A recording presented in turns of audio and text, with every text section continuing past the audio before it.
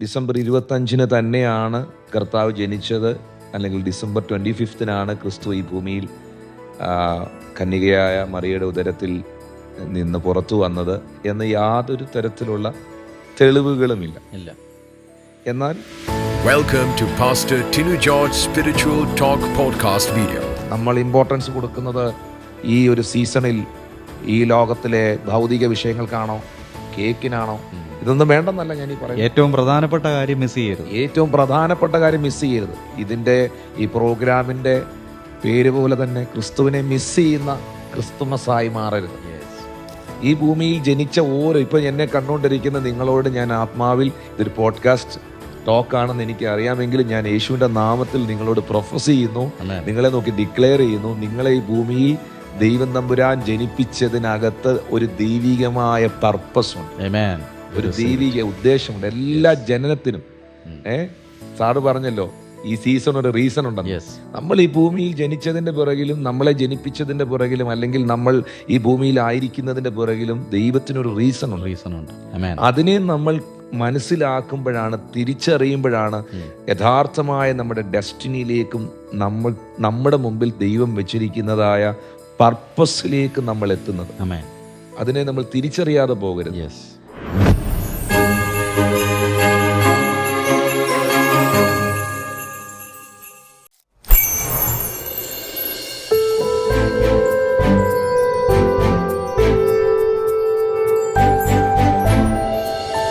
Spiritual Talk with Pastor Tinu George. Hello, welcome back once again to Spiritual Talk Podcast with Apostle Tinu George. നാം അനേക സവിശേഷമായ പ്രമേയങ്ങൾ ഈ spiritual talk പോഡ്കാസ്റ്റിലൂടെ നമ്മൾ സംസാരിച്ചു. Pastor Tinu ജോർജുമായിട്ട് അനേക വെളിപ്പാടുകൾ കൈമാറാൻ, അനേക മർമ്മങ്ങൾ മനസ്സിലാക്കാൻ, അദ്ദേഹത്തിൻ്റെ ജീവിതത്തിൻ്റെ അനുഭവത്തിൽ നിന്നും ഇവിടെ വന്ന അതിഥികളിൽ നിന്നുമൊക്കെ ഒത്തിരി കാര്യങ്ങൾ കേൾക്കാൻ നമുക്ക് കഴിഞ്ഞു. പ്രവചനത്തെക്കുറിച്ച്, പരിശുദ്ധാത്മാഭിഷേകത്തെക്കുറിച്ച്, കുടുംബത്തെക്കുറിച്ച്, ഉണർവിനെക്കുറിച്ച്, വിവിധ മേഖലയിലുള്ള വിവിധ വിഷയങ്ങളെക്കുറിച്ച് നമുക്ക് ചർച്ച ചെയ്യാൻ സാധിച്ചു. വളരെ നല്ല റെസ്പോൺസുകളാണ് ആളുകളിൽ നിന്ന് വരുന്നത്. ഒത്തിരി കാര്യങ്ങൾ അവർക്ക് പഠിക്കാൻ പറ്റി, മനസ്സിലാക്കാൻ പറ്റി. വളരെ ഹൃദ്യമായ സംസാരം, അതിൽ നിന്ന് ഒത്തിരി കാര്യങ്ങൾ മനസ്സിലാക്കാൻ, കൂട്ടത്തെക്കുറിച്ച്, കൂട്ടായ്മയെക്കുറിച്ച്, ഇങ്ങനെ വിവിധ കാര്യങ്ങൾ നമുക്ക് മനസ്സിലാക്കാൻ പറ്റി. നമ്മളിപ്പോൾ ആയിരിക്കുന്ന ഈ സമയം എന്ന് പറയുന്നത് ക്രിസ്മസിൻ്റെ ഒരു സീസണാണ്. നാം കേട്ടിട്ടുള്ള ഒരു വാചകമാണ്, for every season there is a reason for every season. Pastor Tinu George, നാം ഇപ്പോൾ ആയിരിക്കുന്ന ഈ ഒരു സീസൺ എന്ന് പറയുന്നത് ക്രിസ്മസിൻ്റെ സീസണാണ്. നമ്മളെല്ലാവരും ആകാംക്ഷയോടെ കാത്തിരിക്കുന്നത് ഈ സീസണിന് ഒരു റീസണുണ്ട്. 100%. അതിനെക്കുറിച്ച് അറിയാനുള്ള ആകാംക്ഷയോടെയാണ് ഞങ്ങളെല്ലാവരും കാത്തിരിക്കുന്നത്. അങ്ങയിൽ നിന്ന് അത് കേൾക്കാൻ ആഗ്രഹിക്കുന്നു. What is the reason behind this season of Christmas? Thank you so much for that very blessed question. ഒരിക്കൽ കൂടെ എല്ലാ മാന്യ പ്രേക്ഷകർക്കും ഈ സ്പിരിച്വൽ ടോക്കിലേക്ക്, ഈ പോഡ്കാസ്റ്റിലേക്ക് ഹൃദയപൂർവ്വം സ്നേഹത്തോടെയുള്ള സ്വാഗതം എല്ലാവരെയും അറിയിക്കുന്നു. ഈ ആണ്ടിൻ്റെ ആരംഭം മുതൽ ഇതിൻ്റെ അവസാനത്തെ ഈ ആഴ്ചകൾ വരെയും നമ്മുടെ ദൈവമായ കർത്താവ് നമ്മളെ അത്ഭുതകരമായി, അതിശയകരമായി പരിപാലിച്ചു. ദൈവത്തിൻ്റെ എല്ലാ വിശ്വസ്തതകൾക്കും ഞാൻ കർത്താവിന് നന്ദി പറയുന്നു. ഈ പോഡ്കാസ്റ്റിൽ റിജോയ് സാറേ, ഇത് ഇത്രയും ബ്ലെസ്സിങ് ആകാനുള്ളതിൻ്റെ ഒരു പ്രധാന കാരണം ഈ നമ്മളെപ്പോൾ കണ്ടുകൊണ്ടിരിക്കുന്ന മാന്യ പ്രേക്ഷകരായ നമ്മുടെ സഹോദരി സഹോദരന്മാരും സഭാവിശ്വാസികളും ആത്മീയരായിട്ടുള്ള ഈ ശുശ്രൂഷയെ വളരെയധികം നിസ്വാർത്ഥമായി സ്നേഹിക്കുന്ന ഒരു കൂട്ടമാണ്. അവരോട് ഞാൻ പ്രത്യേകം നന്ദി അറിയിക്കുകയാണ്. സാറ് ചോദിച്ച ചോദ്യം, എല്ലാ സീസണുകൾക്കും ഒരു റീസണുണ്ട്. ക്രിസ്മസ് എന്ന ഈ ഒരു സീസണിൻ്റെ റീസൺ എന്താണ്? ആക്ച്വലി ഇപ്പോൾ ഡിസംബർ 25 കലണ്ടറിനകത്ത് ക്രിസ്മസ് എന്ന് പറയുന്ന ക്രിസ്തുവിൻ്റെ ജനനത്തെ മാർക്ക് ചെയ്തിരിക്കുന്നത്.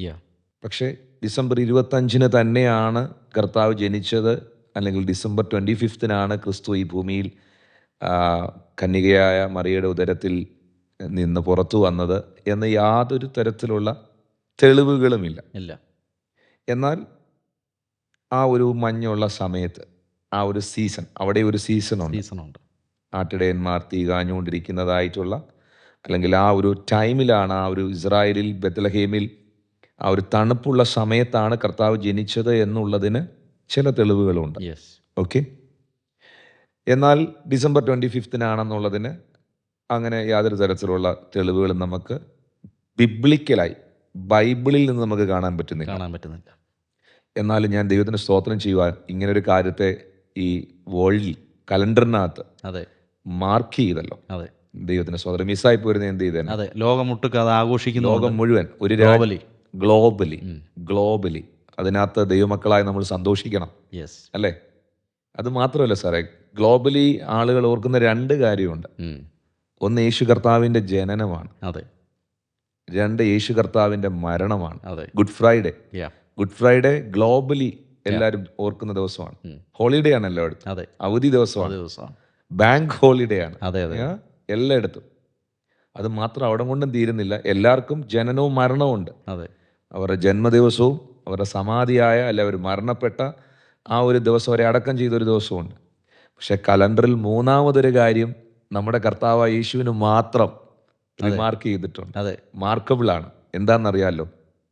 അവൻ്റെ ഉയർത്തെഴുന്നേൽപ്പ്. യെസ്. അതിനാണ് മനുഷ്യർ ഈസ്റ്റർ എന്ന് പറയുന്നു. യേശു മരണത്തെ ജയിച്ച് ഉയർത്തെഴുന്നേറ്റ്. ഹല്ലേലൂയ. ഉലകമഹാന്മാർ അഖിലരും ഒരുപോൽ ഉറങ്ങുന്നു കല്ലറയിൽ. നമ്മുടെ ഉന്നതനായ മഹേശനായ സർവശക്തനായ കർത്താവ് മരണത്തെ ജയിച്ച് അവൻ മാത്രം ഉയർത്തെഴുന്നേറ്റ് ജീവിക്കുന്നു. ജീസസ് ഈസ് അലൈവ് എന്ന് പറയുന്നത് അവിടെയാണ്, യാഥാർത്ഥ്യമാണ്. എന്നാൽ ക്രിസ്മസിന്റെ ഈ ടൈമിൽ ഞാൻ എപ്പോഴും പറയുന്നൊരു കാര്യമുണ്ട്. Christmas is not about Santa Claus. Christmas is not about some stars.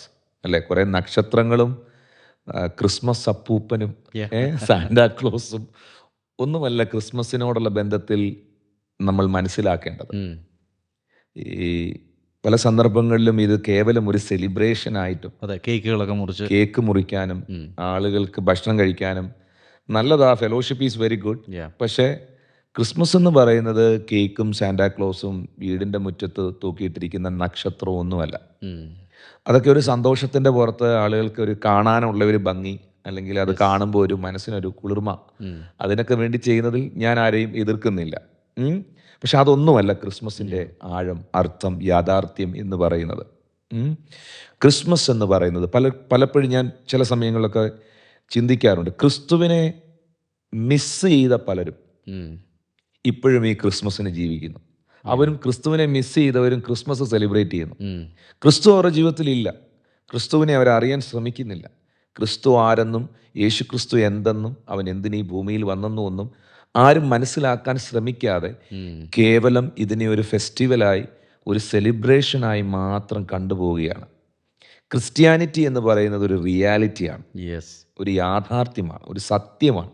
അതിനകത്തെ ആത്മീക സത്യങ്ങൾ, അതിനകത്തെ ആത്മീയ മർമ്മങ്ങൾ നമുക്ക് മനസ്സിലാക്കി നമ്മളതിൽ ജീവിക്കാൻ തുടങ്ങുമ്പോഴാണ് ശരിക്കും നമ്മുടെ ലൈഫ് ഏറ്റവും ബ്ലെസ്ഡ് ആകുന്നത്. അപ്പോഴാണ് ക്രിസ്മസ് കുറെ കൂടെ അർത്ഥവത്താകുന്നത്. ക്രിസ്മസ് യാഥാർത്ഥ്യമാണ് സാർ. ഞാനും ഒരു സാമുദായിക പശ്ചാത്തലത്തിൽ ജനിച്ച് ജീവിച്ച് വളർത്തപ്പെട്ട ഒരു മനുഷ്യനാണ്. എന്നെ സംബന്ധിച്ച് എൻ്റെ ആ ഒരു ബാല്യപ്രായത്തിൽ, യൗവനപ്രായത്തിൽ ക്രിസ്മസ് എന്ന് പറയുമ്പോൾ എൻ്റെ ഓർമ്മകൾ അന്ന് ഇപ്പോഴും നാവിലൂടെ വെള്ളം വരും. അന്ന് ക്രിസ്മസിൻ്റെ അന്ന് രാവിലെ നല്ല വെള്ളയപ്പവും ചിക്കൻ സ്റ്റൂവും ഒക്കെ ഉണ്ടാക്കും. പള്ളി പിരിഞ്ഞ് രാവിലെ പള്ളിയിൽ പോയിട്ട്, രാവിലെ ആയിരിക്കും സർവീസും വിശുദ്ധ കുർബാനയൊക്കെ. അതൊക്കെ കഴിഞ്ഞ് അന്ന് പള്ളിയിൽ നിന്ന് വീട്ടിൽ വരുമ്പം നല്ലൊരു ഫുഡ് കാണും. പിന്നെ വീട്ടിൽ വരുന്നവരെല്ലാം കേക്ക് കൊണ്ടുതരും. അങ്ങോട്ടും ഇങ്ങോട്ടും ഒരു യാത്രകൾ പോവും. അവധി സമയമാണ്. കരോള് പരിപാടി, നല്ല ക്ലൈമറ്റ്, എല്ലാം കൊണ്ട് നമ്മുടെ മൈൻഡിൽ അതൊക്കെയാണ്. പക്ഷെ എൻ്റെ 17ാമത്തെ വയസ്സിലാണ് ഈ ക്രിസ്തു എന്ത് എന്നുള്ളത്, അവൻ എന്തിനീ ഭൂമിയിൽ ജനിച്ചു. സാറ് ചോദിച്ചില്ലേ ഈ സീസണിൻ്റെ റീസൺ എന്തുവാ? ആ റീസൺ എന്താണെന്നുള്ളത് ഞാൻ മനസ്സിലാക്കി.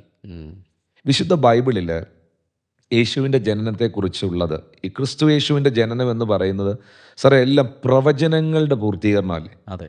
ഈ ക്രിസ്മസിൽ നമ്മൾ ഓർക്കേണ്ട ഒരു ഏറ്റവും വലിയ ഒന്നാമത്തെ സത്യം എന്ന് പറയുന്നത്, പ്രവാചകന്മാർ, വിശുദ്ധ ബൈബിളിലെ ചെറിയ പ്രവാചകന്മാരും വലിയ പ്രവാചകന്മാരും ഒരുപോലെ പ്രവചിച്ചിരിക്കുന്ന സകല പ്രവചനങ്ങളുടെയും നിവർത്തീകരണമാണ് ക്രിസ്മസ്. ആമേൻ. പ്രൊഫറ്റിക് ഫുൾഫിൽമെന്റ് അല്ലേ? യെസ്. പ്രവചനങ്ങളുടെ നിവർത്തീകരണം. യേശു കർത്താവിൻ്റെ ജനനത്തെക്കുറിച്ചുള്ള പ്രവചനങ്ങൾ. യെശയ്യാവ് തൊട്ട്, യെശയ്യാവിൻ്റെ പ്രവചന പുസ്തകത്തിനകത്ത് 9-ാം അധ്യായം അതിൻ്റെ 6-ാമത്തെ വാക്യത്തിൽ എഴുതിയിരിക്കുകയാണ്, നമുക്കൊരു ശിശു ജനിച്ചിരിക്കുന്നു, നമുക്കൊരു മകൻ നൽകപ്പെട്ടിരിക്കുന്നു. ജനിപ്പിച്ചതല്ല, അല്ല, ജനിച്ചിരിക്കുന്നു. ജനിച്ചതാണ്. ഞാൻ അവിടേക്ക് വരുന്നുണ്ട്. അവനെ ജനിപ്പിച്ചതല്ല, അവൻ നമുക്ക് വേണ്ടി ജനിച്ചതാണ്. ജനിച്ചതാണ്. ഒരു മകൻ നമുക്ക് നൽകപ്പെട്ടിരിക്കുന്നു, ആധിപത്യം അവൻ്റെ തോളിലിരിക്കും. അവൻ അത്ഭുത മന്ത്രി, വീരനാം ദൈവം, നിത്യപിതാവ്, സമാധാന പ്രഭു എന്ന് പേർ വിളിക്കപ്പെടും.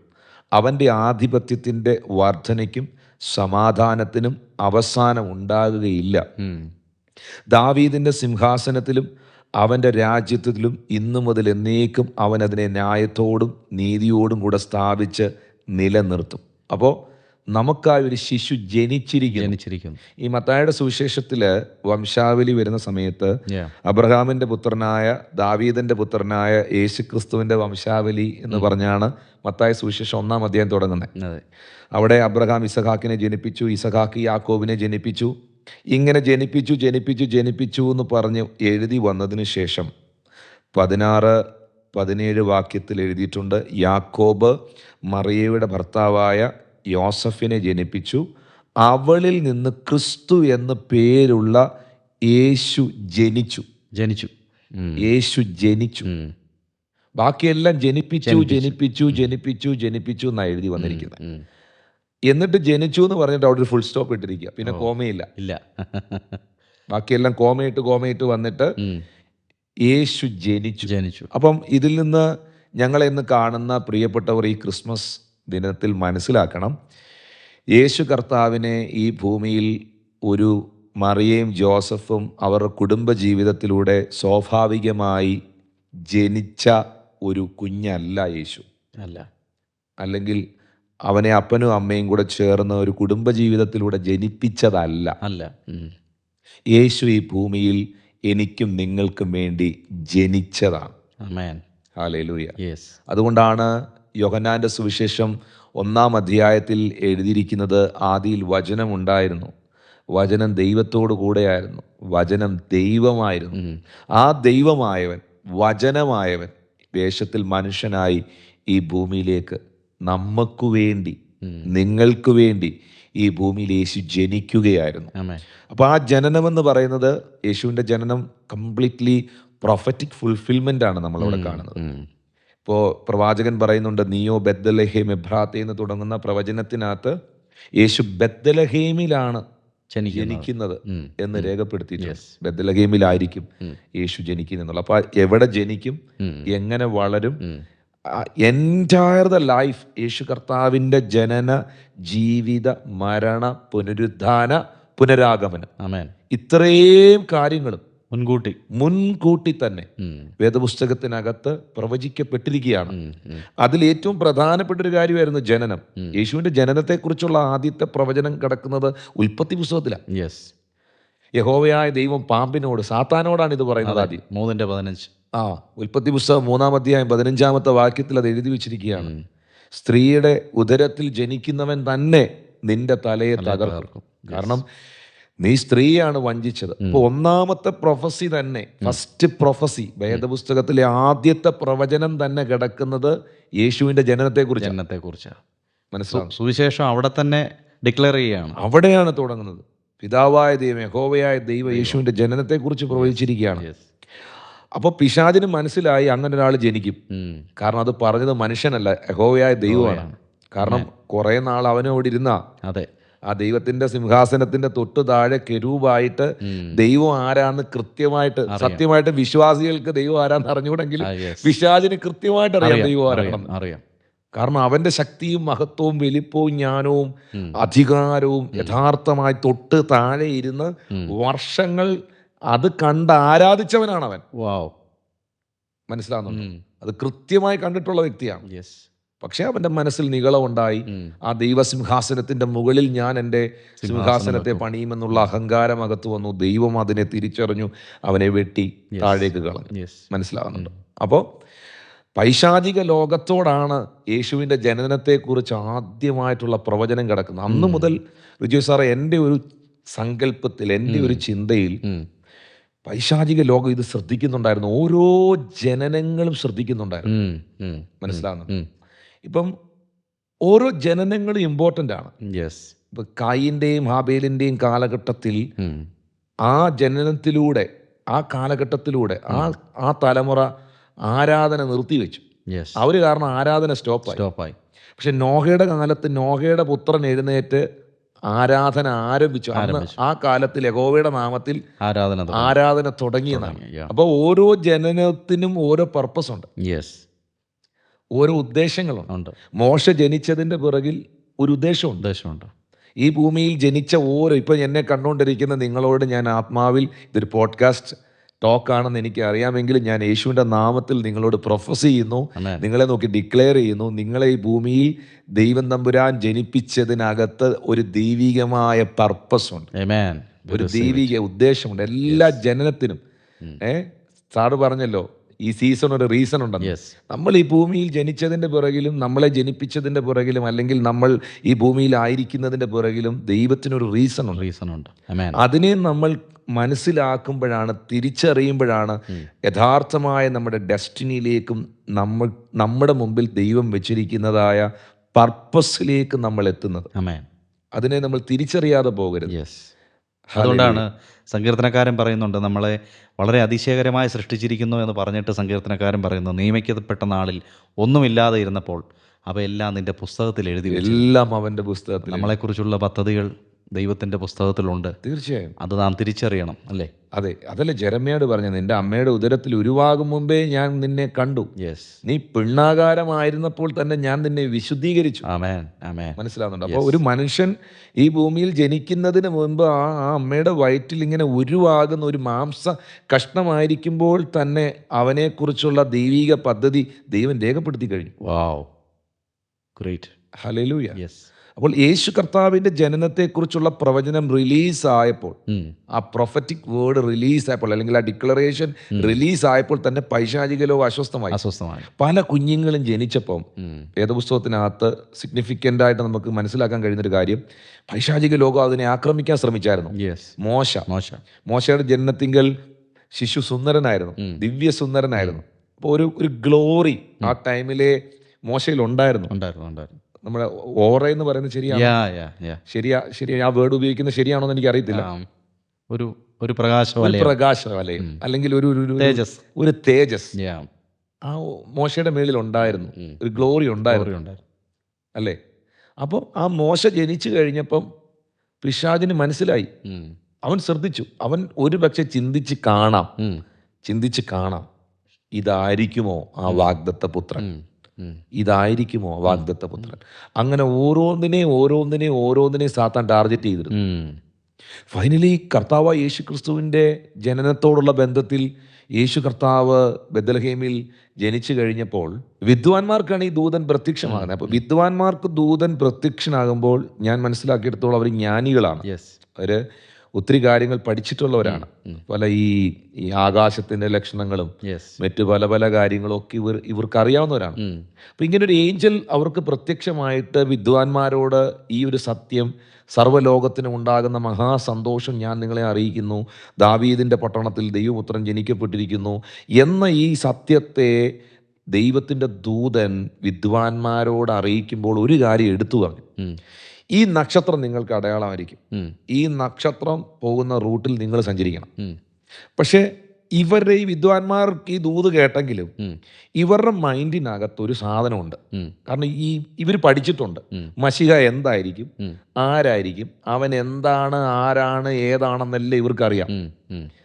അവർ ഭയങ്കര ജ്ഞാനമുള്ളവരാണ്. നമ്മൾ പറയത്തില്ലേ, ബുദ്ധി കൂടിപ്പോയാലും പ്രശ്നമാണ്, ജ്ഞാനം കൂടിപ്പോയാലും കുഴപ്പമാണെന്ന് പറയത്തില്ലേ, എന്നതുപോലെ ഇവർ ദൂതന്റെ മേളിൽ ജ്ഞാനമുള്ളവർ. അപ്പോൾ ഇവരെന്ത് ചെയ്തെന്ന് പറഞ്ഞാൽ, നക്ഷത്രത്തിന്റെ പുറകിൽ കൃത്യമായി പോകേണ്ട അവരുടെ മാനുഷിക സങ്കല്പങ്ങളിൽ നിന്ന് അവർ റൂട്ട് തെറ്റി. കാരണം ഇവരുടെ മൈൻഡിൽ ഇവർ ചിന്തിക്കുമ്പോൾ മെശിഹയാണ്, രാജാതിരാജാവാണ്. ഒരിക്കലും നക്ഷത്രം വേറെ ഏതോ റൂട്ടിലോട്ടാണ് പോകുന്നത്. ഇവരുടെ മൈൻഡ് സെറ്റിൽ കൊട്ടാരമാണ്. ഇവരുടെ മൈൻഡ് സെറ്റിൽ രാജാവ് ജനിക്കേണ്ടത് രാജകുമാരൻ അല്ലെങ്കിൽ രാജാവ് പിറക്കേണ്ടത് വലിയൊരു സെറ്റപ്പിലാണ്. പക്ഷെ നക്ഷത്രം കൃത്യമായിട്ട് ആ റൂട്ട് പിടിച്ചല്ല പോകുന്നത്. അപ്പോൾ ഇവരെന്ത് ചെയ്തെന്ന് വെച്ചാൽ കൃത്യമായിട്ട് പോയി ഹെരോദാവിൻ്റെ കൊട്ടാരത്തിൽ കയറി. നക്ഷത്രത്തിൻ്റെ വഴിക്ക് പോയി. ആ എന്നിട്ട് അവിടെ ചെന്ന് ചോദിച്ചു, രാജാക്കന്മാരുടെ രാജാവായി പിറന്നവൻ എവിടെ? അതും ലോകത്തിൽ ഭയങ്കര അസൂയ പിടിച്ച, ഒരുത്തനെയും കണ്ടുകൂടാത്ത, ആരും നന്നാവുന്നത് കണ്ടുകൂടാത്ത ഒരാളുടെ അടുക്കൽ ചെന്ന്, ഹെരോദാവിൻ്റെ അടുക്കൽ ചെന്ന് ചോദിക്കുകയാണ് രാജാക്കന്മാരുടെ അപ്പം പുള്ളിയുടെ മൈൻഡിൽ പെട്ടെന്ന് ഒരു എന്നേക്കാൾ വലിയ രാജാവ്, എന്നേക്കാൾ വലിയൊരു മനുഷ്യനോ, അതാരാണ്? പക്ഷെ ഹെരോദാവ് അങ്ങനെ ഒരു ആക്ഷൻ എടുക്കുന്നതിൻ്റെ പിറകിൽ ഈ വന്ന് പറഞ്ഞവരാണ്. കാരണം അവരെ സംബന്ധിച്ച് ഈ വിദ്വാൻമാരെന്ന് പറയുന്നത് ചെറിയ ആളുകളല്ല. അവരൊരു കാര്യം പറയുമ്പോൾ അതിനകത്ത് പ്രാധാന്യതയുണ്ട്. ശരിക്കും വിദ്വാൻമാർ ഈ ഹെരോദാവിന്റെ കൊട്ടാരത്തിൽ ചെന്ന് കയറുന്നതും ആ കുഞ്ഞുങ്ങളെല്ലാം വധിക്കപ്പെടുന്നതും മറ്റൊരു പ്രവചനത്തിന്റെ നിവർത്തീകരണമാണ് വിശുദ്ധ ബൈബിളിൽ എഴുതിയിരിക്കുന്നത്, അല്ലേ? അതെ. രാമയിൽ ഒരു നിലവിളി കേട്ടു. അതെ. റാഹേൽ തന്റെ മക്കളെ ചൊല്ലിക്കരഞ്ഞു, അവർ ഇല്ലായകയാൽ അവൾക്ക് സമാധാനം കൈക്കൊള്ളുവാൻ കഴിഞ്ഞു. പ്രവചനത്തിന്റെ നിവർത്തീകരണമാണ് ശരിക്കും അവിടെ സംഭവിക്കുന്നത്. എന്നാൽ ഇവര് വീണ്ടും തിരിച്ച് കർത്താവ് ജനിച്ച സ്ഥലത്ത് വന്നിട്ട് 3 കാര്യങ്ങൾ അവർ കർത്താവിന് മുമ്പിൽ നെടുമ്പാട് വീണ് കിടന്ന് വർഷിപ്പ് ചെയ്തുകൊണ്ട് അവർ സമർപ്പിച്ചു. 1 പൊന്ന്, 2 കുന്തിരിക്കം, 3 മൂര്. അപ്പൊ ഈ 3 കാര്യങ്ങളും ഈ വിദ്വാൻമാർ കൊണ്ടുവന്ന് കർത്താവിന്റെ മുൻപിൽ നിക്ഷേപ പാത്രങ്ങളെ തുറന്ന് സമർപ്പിക്കുമ്പോൾ ആ 3-നകത്തും യേശുവിനെ കുറിച്ചുള്ളൊരു വെളിപ്പാടാണ്. ഒന്ന്, അവർ തുറന്ന നിക്ഷേപ പാത്രത്തിലെ ആ പൊന്ന് എന്ന് പറയുന്നത് Jesus Christ is the king of Kings. അവൻ രാജാക്കന്മാരുടെ രാജാവ് എന്നുള്ളതാണ് അത് അടയാളപ്പെടുത്തുന്നത്. മഹത്വത്തെ ചുമക്കുന്നവൻ, അല്ലെങ്കിൽ അവൻ രാജാക്കന്മാരുടെ രാജാവ് എന്നുള്ളതാണ് ആ പൊന്ന് തുറക്കുന്നത്. 2, അവര് മുമ്പിൽ അർപ്പിച്ചത് കുന്തിരുക്കമാണ്. കുന്തിരുക്കം അവരർപ്പിച്ചതിന്റെ കാരണം യേശു മഹാപുരോഹിതൻ, മാനവകുലത്തിന്റെ സകലരുടെയും പാപപരിഹാരത്തിനായി മശിഹ എന്ന് പറയുന്നത് സകലരുടെ രക്ഷയ്ക്കായി ഈ ഭൂമിയിൽ വന്ന മഹാപുരോഹിതൻ. 3-മതായി അവർ അർപ്പിച്ചതായ ആ മൂര് എന്ന് പറയുന്നത്, അല്ലെങ്കിൽ മീറ എന്ന് പറയുന്നത്, അതൊരു വിശേഷമായ ഒരു തൈലമാണ്. അത് യഹൂദന്മാരുടെ ഇടയിൽ ശവസംസ്കാരത്തിന് വേണ്ടി ഉപയോഗിക്കുന്ന, അല്ലെങ്കിൽ ഏറ്റവും പ്രധാനപ്പെട്ട ഒരാളിനെ അടക്കം ചെയ്യുമ്പോൾ ഉപയോഗിക്കുന്ന ഒരു സുഗന്ധദ്രവ്യമാണ്. ശരിക്കും അത് അവർ കാണിച്ചിരിക്കുന്നതെന്ന് വെച്ചാൽ കർത്താവിൻ്റെ യേശു തൻ്റെ ജീവിതത്തിൽ ഏറ്റെടുക്കേണ്ടതായ മരണത്തെയും കർത്താവിൻ്റെ ജീവിതത്തിൽ ഉണ്ടാകേണ്ടതായ പീഡാനുഭവങ്ങളെയും വിവരിക്കുന്ന, വ്യക്തമാക്കുന്ന ഒന്നാണ്. ഇത് 3ഉം നമ്മൾ സാധാരണ ആളുകൾ ഇത് പറയുമ്പം ചുമ്മാ എന്നാൽ കുറച്ച് സ്വർണം മേടിച്ച് കൊണ്ടുവരാൻ, എന്നാൽ നീ ഒരു കാര്യം ചെയ്യും, നീ കുറച്ച് കുന്തിരിക്കം മേടിച്ചോണ്ട് വാ, നീ കുറച്ച് മീറ കൊണ്ടുപോകും, അങ്ങനെയല്ല. ഇത് 3ഉം വിദ്വാൻമാർ കർത്താവിന്റെ മുമ്പിൽ നെടുമ്പാട് വീണ് കിടന്ന് ഇത് തുറന്നു വെക്കുന്നത് ആ ജനനത്തിൽ. ഈ ക്രിസ്മസ് സമയത്ത് നിങ്ങളിത് ഓർക്കണം പ്രിയപ്പെട്ടവരെ. ക്രിസ്മസിന്റെ ടൈമിൽ ക്രിസ്മസ് കാർഡിനകത്ത് വിദ്വാൻമാര് പുൽക്കൂട്ടി വന്ന് മുട്ട കൂത്തിയിരിക്കുന്ന പടമൊക്കെ കണ്ട് സ്വോത്രം ചെയ്തു പോകാനല്ല, അത് എന്താണെന്നുള്ളത് മനസ്സിലാക്കണം. ഈ ക്രിസ്മസ് ടൈമിൽ 3 കാര്യങ്ങൾ വ്യക്തമാക്കുകയാണ് ആ വിദ്വാൻമാർ യേശുവിന്റെ മുമ്പിൽ തുറന്ന നിക്ഷേപപാത്രത്തിലൂടെ. 1, യേശു കർത്താവ് രാജാതിരാജാവ്. 2, യേശു കർത്താവ് നമ്മുടെ മഹാപുരോഹിതൻ. ഹല്ലേലൂയ. ആകാശത്തിലൂടെ കടന്നുപോയ ഒരു മഹാപുരോഹിതൻ നമുക്കുള്ളത് കൊണ്ട് നമ്മുടെ സ്വീകാര്യം നമ്മൾ മുറുകെ പിടിച്ചുകൊള്ളുക എന്ന് എഴുതിയിരിക്കുന്നത് പോലെ നമ്മളെ സഹായിപ്പാൻ കഴിയുന്ന, നമ്മളെ രക്ഷിപ്പാൻ കഴിയുന്ന, നമുക്ക് വേണ്ടി പക്ഷപാതം ചെയ്യാൻ കഴിയുന്ന, നമുക്ക് വേണ്ടി ദൈവത്തിന്റെ സന്നിധിയിൽ വാദിക്കുന്ന നമ്മുടെ പുരോഹിതൻ, നമ്മുടെ മഹാപുരോഹിതൻ കർത്താവായ യേശു ക്രിസ്തു എന്നുള്ള സത്യം ഈ ക്രിസ്മസിൽ മനസ്സിലാക്കുക. 3 മീറ അല്ലെങ്കിൽ മൂര് അവരർപ്പിച്ചത് കർത്താവിൻ്റെ മരണത്തെയും അടക്കത്തെയും കാണിക്കുന്നതാണ്. അവിടെ നിങ്ങൾ മനസ്സിലാക്കണം, ഈ ക്രിസ്മസ് ടൈമിൽ നിങ്ങൾക്ക് വേണ്ടി ജീവനെ നൽകിയ, നിങ്ങൾക്ക് വേണ്ടി ക്രൂശിൽ മരിച്ച, നിങ്ങൾക്ക് വേണ്ടി അടക്കപ്പെട്ട, നിങ്ങളുടെ പാപത്തിന് പരിഹാരമായി, നിങ്ങളുടെ രക്ഷയ്ക്കായി, നിങ്ങളുടെ വീണ്ടെടുപ്പിനായി നിങ്ങൾക്ക് വേണ്ടി ജീവനെ നൽകിയ ഒരു കർത്താവിനെ കുറിച്ച് ഈ ക്രിസ്മസ് ടൈമിൽ ഞാൻ നിങ്ങളെ അറിയിക്കുകയാണ്. പാസ്റ്റർ, ഈ വിദ്വാൻമാർ വന്ന് ഹെരോദാവിൻ്റെ കോർട്ടിൽ നിൽക്കുമ്പോൾ ഹെരോദാവ് പിന്നെ മറ്റ് ശാസ്ത്രിമാരെയും ന്യായപ്രമാണം പഠിച്ച ആളുകളെയെല്ലാം വിളിക്കുന്നുണ്ട്, ടീച്ചേഴ്സ് ഓഫ് ദ ലോ. അവരെല്ലാം വിളിച്ചിട്ട് ഇതെന്താണ് കാര്യമെന്ന് ചോദിക്കുമ്പോൾ അവർ പറയുന്നൊരു കാര്യമുണ്ട്. ഇത് ഓൾറെഡി ന്യായപ്രമാണത്തിൽ അല്ലെങ്കിൽ തോറായിൽ ഇത് പറഞ്ഞിട്ടുണ്ട്, അല്ലെങ്കിൽ പ്രവാചക പുസ്തകങ്ങളിൽ ഇത് പറഞ്ഞിട്ടുണ്ട്. നീയോ ബെത്ലഹേം എഫ്രാത്തേ, യഹൂദാ സഹസ്രങ്ങളിൽ നിങ്ങൾ ചെറുതാണെങ്കിലും ഇസ്രായേലിനെ മേയ്ക്കാനുള്ളവൻ നിന്നിൽ നിന്ന് ഉത്ഭവിച്ചു വരും. അപ്പോൾ വളരെ ഇൻസിഗ്നിഫിക്കൻ്റ് ആയ ഒരു സ്ഥലമാണ് ഈ ബെത്ലഹേം എന്ന് പറയുന്നത്. പാസ്റ്റർ വിശുദ്ധ നാട്ടിൽ കഴിഞ്ഞ 2 പതിറ്റാണ്ടിലധികമായിട്ട് ഇങ്ങനെ ഫ്രീക്വൻ്റ് ആയിട്ട് വിസിറ്റ് ചെയ്യുന്ന ഒരാളാണ്. പല പ്രാവശ്യം പോയിട്ടുണ്ട്. പ്രത്യേകിച്ച് എനിക്ക് തോന്നുന്നു ഈ ബേത്ലഹേമിൽ ഒരു 10-ലധികം പ്രാവശ്യം പോയിട്ടുണ്ട്. ഇനിയും പോകാനിരിക്കുകയാണ്.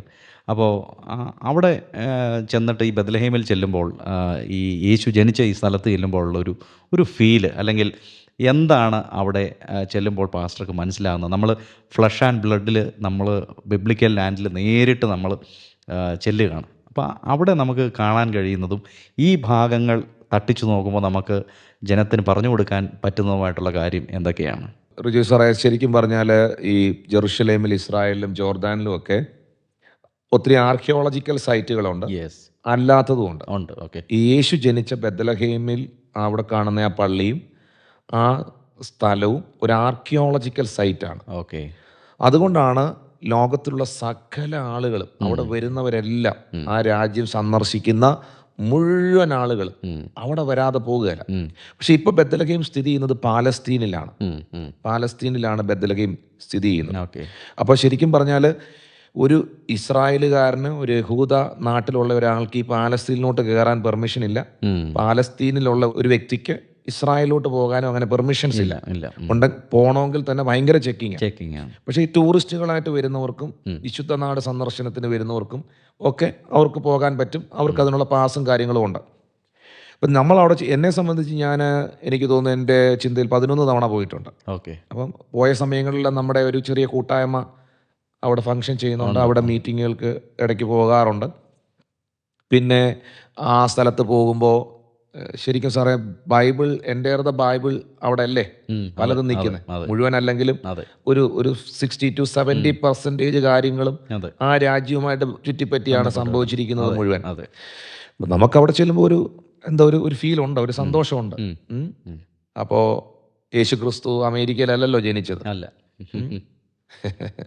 അല്ലേ? കർത്താവ് വളർന്നതും നടന്നതും പ്രവർത്തിച്ചതും അപ്പോസ്തലന്മാരെ ദൈവം എഴുന്നേൽപ്പിച്ചതും അത്ഭുതങ്ങൾ ചെയ്തതൊക്കെ സൗത്ത് ആഫ്രിക്കയിലല്ലല്ലോ, ആ നാട്ടിലല്ലേ.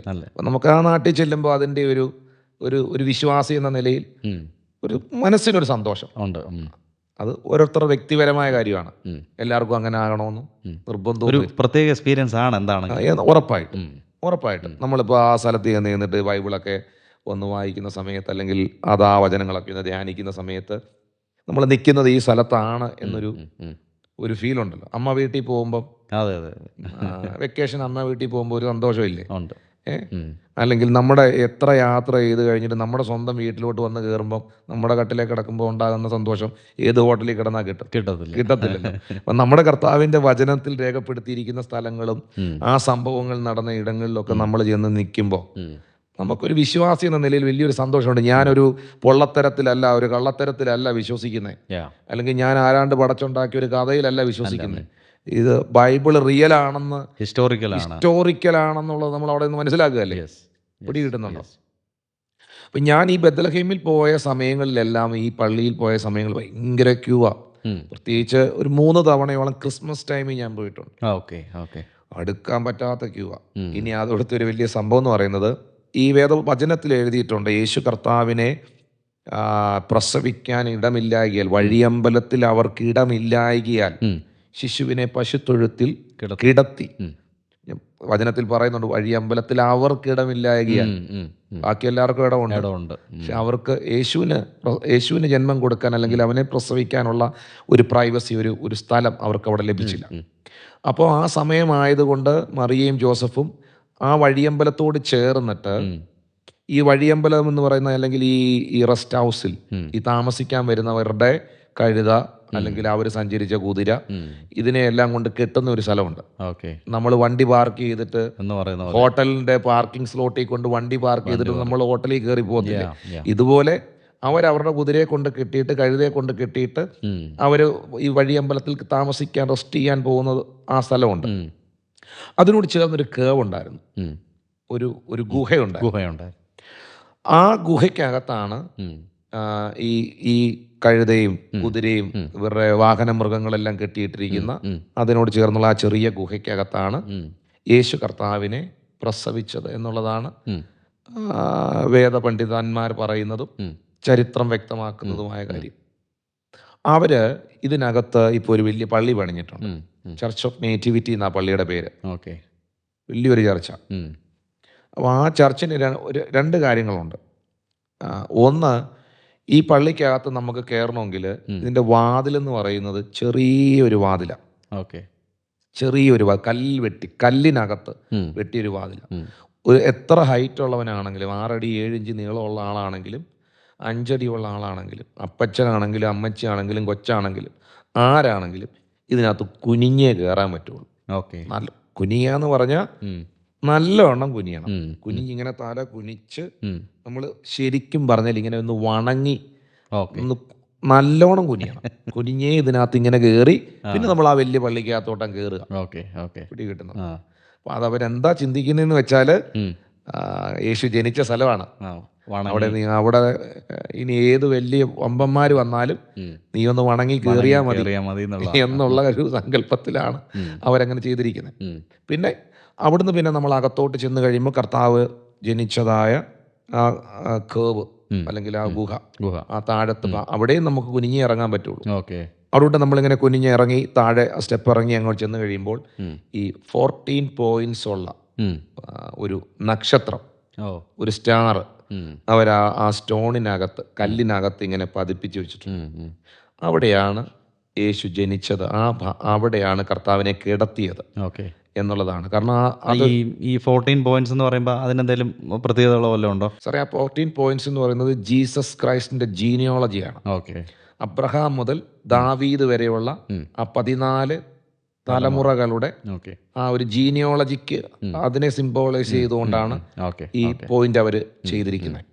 ആളുകളെല്ലാം വന്നിട്ട് വരുന്നവരെല്ലാം ആ സ്റ്റാറിനകത്ത് തറയിൽ അവർ പിടിപ്പിച്ചിരിക്കുന്ന സ്റ്റാറിനകത്തൊന്ന് കാരണം അവിടെയാണ് യേശു ജനിച്ചിട്ട് കർത്താവിനെ അവിടെയാണ് അവർ കിടത്തിയത്. നിങ്ങൾക്ക് ഇന്ന് ഈ പോഡ്കാസ്റ്റിന്റെ വീഡിയോ കാണുമ്പം ജസ്റ്റ് ഒന്ന് മനസ്സിലാകാൻ വേണ്ടി ഞാൻ ലാസ്റ്റ് ടൈം പോയ സമയത്തുള്ള 1-2 ഫോട്ടോസോ സംഭവങ്ങളോ നിങ്ങളെ ഒന്ന് കാണിക്കാം.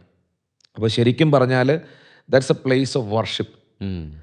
അവിടെ വരുന്ന എല്ലാ ആളുകളും ഈ ഒരു ബൈബിൾ തോട്ട് അകത്തിരിക്കുന്നുണ്ട്. കാരണം വിദ്വാൻമാർ അവിടെ വന്ന് നിക്ഷേപ പാത്രങ്ങളെ തുറന്ന് കർത്താവിനെ വീണ് വണങ്ങി. വലിയ സഭകളുടെ ബിഷപ്പുമാരും വലിയ വലിയ എല്ലാ ആരാണെങ്കിലും സത്യത്തിൽ ഞാൻ കണ്ടുകൊണ്ട് ഒരു അമേരിക്കൻ പ്രസിഡന്റ് ആ രാജ്യം സന്ദർശിച്ച സമയത്ത് പുള്ളിയും അവിടെ വന്ന് മുട്ടയെ കുത്തി നിന്ന് പ്രാർത്ഥിക്കുന്നു. ഞാൻ എല്ലാവരും വന്ന ദൈവപുത്രൻ ജനിച്ചതായ അല്ലെങ്കിൽ ആ കർത്താവിനെ കിടത്തിയ ആ സ്ഥലം. വഴിയമ്പലം ആർക്കും ഒരു പിടിയില്ല. വഴിയമ്പലത്തിൽ അന്ന് വലിയ വലിയ പുള്ളികളകത്ത് കിടന്ന് ഉറങ്ങുന്നുണ്ടായിരുന്നു. അതിനകത്ത് കർത്താവിനെ ജനിക്കാനുള്ള ഇടം അവർ കൊടുത്തില്ല. മറിയത്തെ പുറത്താക്കി. അതിനും കാരണങ്ങളുണ്ട്. കാരണം അന്നത്തെ കാലഘട്ടത്തിൽ അവിവാഹിതയായ ഒരു സ്ത്രീ ഗർഭവതിയായതാണ്. മറിയ ശരിക്കും പറഞ്ഞാൽ വലിയ ആക്ഷേപങ്ങളുടെ കൂരമ്പുകൾ ഏറ്റ് നിൽക്കുന്ന സംശയദൃഷ്ടിയിൽ ആളുകളുടെ കണ്ണിൽ നിൽക്കുന്ന ഒരു സമയമാണ്. ഹല്ലേലൂയ. പക്ഷെ അവിടെ എനിക്ക് പറയാനുള്ള ഏറ്റവും വലിയ സത്യം, ദൈവപുത്രന് ജനിക്കുവാൻ, അഖിലാണ്ടത്തെ മുഴുവൻ സൃഷ്ടിച്ച കർത്താവിന് പിറക്കുവാൻ ആ ഉദരഗ്രഹത്തെ ദൈവത്തിന്റെ പരിശുദ്ധാത്മാവ് തിരഞ്ഞെടുത്തു എന്നുള്ളതാണ്.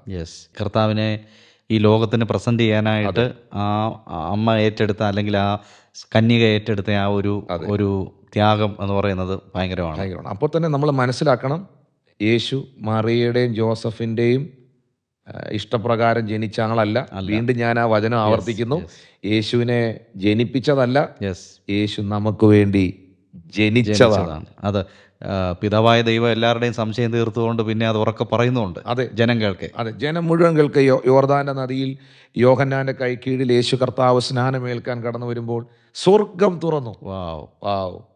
ഒരു ഓപ്പൺ ഹെവൻ അവിടെ വന്നു.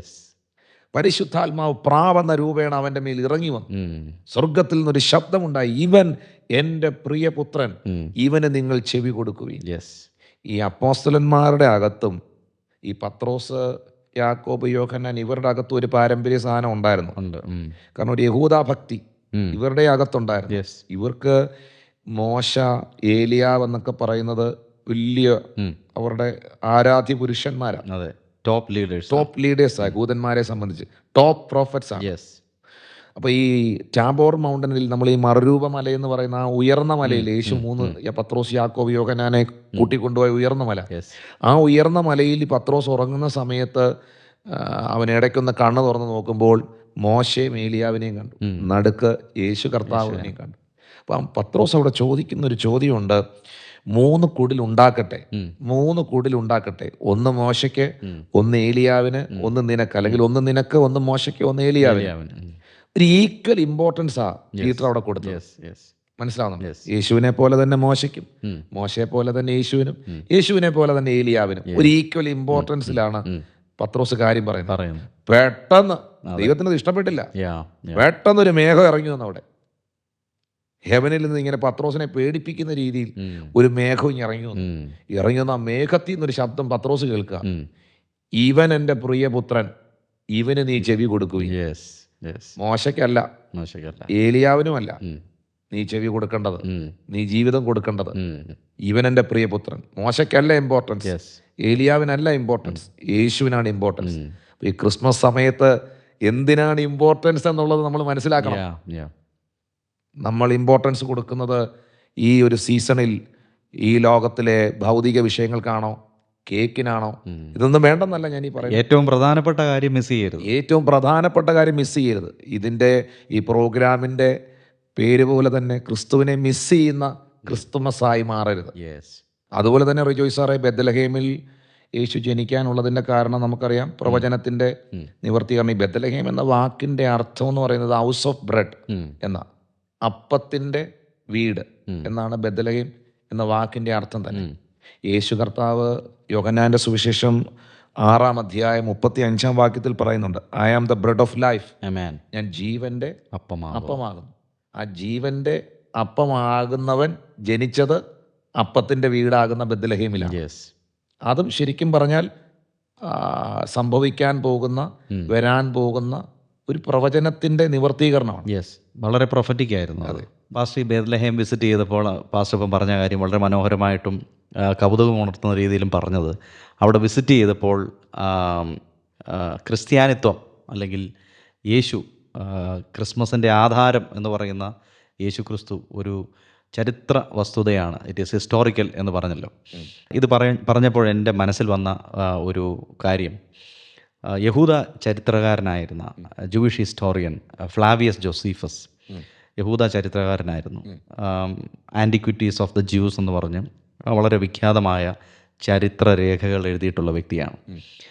അദ്ദേഹത്തിൻ്റെ ചരിത്ര പുസ്തകത്തിനകത്ത് യേശുവിനെക്കുറിച്ച് പരാമർശിച്ചിട്ടുണ്ട്. അത് വളരെ കൗതുകമുണർത്തുന്ന ഒരു കാര്യമാണ്. കാരണം ഇദ്ദേഹം ക്രിസ്ത്യാനിയല്ല. യേശുവിനെ കൊല്ലാൻ കൂട്ടുനിന്ന യഹൂദന്മാരുടെ ആ വിഭാഗത്തിൽ തന്നെയുള്ള ഒരാളാണ്, യഹൂദ ചരിത്രകാരനാണ്, ജൂയിഷ് ഹിസ്റ്റോറിയനാണ്. അപ്പോൾ അദ്ദേഹം തൻ്റെ ആൻറ്റിക്വിറ്റീസ് ഓഫ് ദ ജ്യൂസ് എന്ന് പറയുന്ന ചരിത്ര രേഖയ്ക്കകത്ത് പറയുന്നൊരു കാര്യം, ജീസസ് ക്രൈസ്റ്റ് എന്ന് പറയുന്ന ഒരു വ്യക്തി ജീവിച്ചിരുന്നു. He was a miracle worker, a wise man, a teacher, and he was killed by the Romans. ഒരു അത്ഭുതം പ്രവർത്തിക്കുന്ന ഒരു വ്യക്തിയായിരുന്നു. വളരെ വയസ്സായിട്ടുള്ള ഒരു വിവേകമുള്ള ഒരാളായിരുന്നു.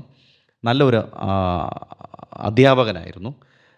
അദ്ദേഹത്തെ റോമക്കാർ കൊന്നു എന്ന് കൃത്യമായിട്ട് രേഖപ്പെടുത്തുന്നുണ്ട്. അതുപോലെ തന്നെ യേശുവിൻ്റെ സഹോദരനായ ജെയിംസിനെ കുറിച്ച്, യാക്കോബിനെ കുറിച്ചും പരാമർശിക്കുന്നുണ്ട്. അപ്പോൾ ക്രിസ്തുമസിൻ്റെ ആധാരം എന്ന് പറയുന്നത് ഈ പറയുന്നത് പോലെ എന്തെങ്കിലും ഒരു കെട്ടുകഥയോ കിഴവിക്കഥയോ ബേസ് ചെയ്ത് ഒന്നല്ല. യഥാർത്ഥത്തിൽ ചരിത്രത്തിൽ നടന്ന ഒരു സംഭവം, അതിൻ്റെ ചരിത്ര ആധാരങ്ങൾ ഇന്നും ആ സ്ഥലത്തുണ്ട്, ചരിത്ര രേഖകളുണ്ട്. ബൈബിളിന് പുറത്തുള്ള അതിപ്രധാനമായ ഒരു രേഖയാണ് യഥാർത്ഥത്തിൽ ജൂയിഷ് ഹിസ്റ്റോറിയനായ ജോസീഫസ് പറഞ്ഞ ഈ രേഖ. അത് യഥാർത്ഥത്തിൽ അതിനെക്കുറിച്ച് കേൾക്കുമ്പോൾ പാസ്റ്റർക്ക് എന്തു തോന്നുന്നു? സാറേ, ശരിക്കും പറഞ്ഞാൽ ഇപ്പം നമ്മളെ കാണുന്ന എല്ലാവരുടെയും വീട്ടിൽ കലണ്ടർ കിടപ്പുണ്ട്. കലണ്ടർ ഇല്ലാത്ത ഏതെങ്കിലും വീടുണ്ടോ? ഇല്ല. എല്ലാവരും കലണ്ടർ നോക്കുന്നവരാണ്. ശരിക്കും പറഞ്ഞാൽ കലണ്ടർ പോലും ഉണ്ടാക്കിയിരിക്കുന്നത് കാലഘട്ടത്തെ AD എന്നും BC എന്നും രണ്ടായി തിരിച്ചതിൻ്റെ ഒരു അടിസ്ഥാനത്തിലാണ്. ക്രിസ്തുവിന് മുൻപും ക്രിസ്തുവിന് ശേഷവും. അപ്പം ആ കലണ്ടറിനകത്ത് അന്നത്തെ റോമൻ സംവിധാനത്തിൽ ഒരു കലണ്ടർ പോലും നിർമ്മിക്കപ്പെട്ടത് ക്രിസ്തുവിന് ശേഷവും ക്രിസ്തുവിന് മുൻപും. അപ്പം ക്രിസ്തുവിൻ്റെ ജനനം എന്ന് പറയുന്നത് അതിനകത്ത് ഇമ്പോർട്ടൻ്റ് അല്ലേ? അപ്പോൾ ക്രിസ്തുവിൻ്റെ ജനനം ക്രിസ്തുവിന് മുമ്പുള്ള സമയം, ക്രിസ്തുവിൻ്റെ ജനനം കഴിഞ്ഞുള്ള സമയം. അപ്പോൾ ആ ഒരു ജനനം എന്ന് പറയുന്നത് ആർക്ക് വിസ്മരിക്കാൻ കഴിയും? വീട്ടിൽ കിടക്കുന്ന കലണ്ടർ വരെ പറയുന്നത് യേശു ക്രിസ്തു ഈ ഭൂമിയിൽ ജനിച്ചെന്ന സത്യമാണ്. നമ്മുടെ ഡേറ്റ് ഓഫ് ബർത്ത് പറയണമെന്നുണ്ടെങ്കിൽ, നമ്മുടെ ഡേറ്റ് ഓഫ് ബർത്ത് പറയണമെന്നുണ്ടെങ്കിൽ യേശു ക്രിസ്തു ജനിച്ചെന്ന് സമ്മതിച്ചേ പറ്റൂ. കാരണം കാലഘട്ടത്തെ AD എന്നും BC എന്നും അതിനാൽ രണ്ടായി തിരിച്ചിരിക്കുകയാണ്. കലണ്ടർ പോലും അങ്ങനെയാണ് സൃഷ്ടിച്ചിരിക്കുന്നത്. പിന്നെ എങ്ങനെയാണ് ഈ ആളുകൾ ഇതിനെയൊക്കെ എതിർക്കുന്നതെന്ന് ചോദിച്ചാൽ അവരുടെ ആ അവിശ്വാസം എന്ന ദുഷ്ടഹൃദയം കൊണ്ടാണ്. അവർക്കിത് മനസ്സിലായിട്ടില്ല. നമ്മൾ എന്നെ സംബന്ധിച്ച് പറഞ്ഞാൽ റിജോയ് സാറേ, ഈ ചരിത്രം പഠിച്ചിട്ടോ കലണ്ടർ ഉണ്ടായത് ക്രിസ്തുവിൻ്റെ മുമ്പും ക്രിസ്തുവിന് ശേഷം എന്നുള്ള അടിസ്ഥാനത്തിലാണെന്ന് അറിഞ്ഞതുകൊണ്ടോ ഈസ്റ്ററും ക്രിസ്മസും ഉണ്ടായതുകൊണ്ടോ ഒന്നുമല്ല ഞാൻ കർത്താവിനെ അറിഞ്ഞത്. ശരിക്കും യേശു കർത്താവിൽ ഞാൻ എന്ന് വിശ്വസിച്ചോ, അവനെ എന്ന് സ്വീകരിച്ചോ, അതെന്റെ ജീവിതത്തിൽ അനുഭവമായി മാറി. വ്യക്തിപരമായ ആ എൻകൗണ്ടർ, ആ അനുഭവം, പേഴ്സണൽ എൻകൗണ്ടർ ഉണ്ടായി, വ്യക്തിപരമായ എൻകൗണ്ടർ ഉണ്ടായി. ഇപ്പം നമ്മൾ ഇനി ക്രിസ്മസ് ശരിയാണെന്ന് വിശ്വസിപ്പിച്ചോ അല്ലെങ്കിൽ ഈസ്റ്റർ കറക്റ്റ് ആണെന്ന് ആളുകളെ ധരിപ്പിച്ചിട്ടോ ഒന്നും അല്ല ഒരുത്തൻ കർത്താവിനെ അറിയേണ്ടത്. ഇതെല്ലാം സത്യം തന്നെയാണ്.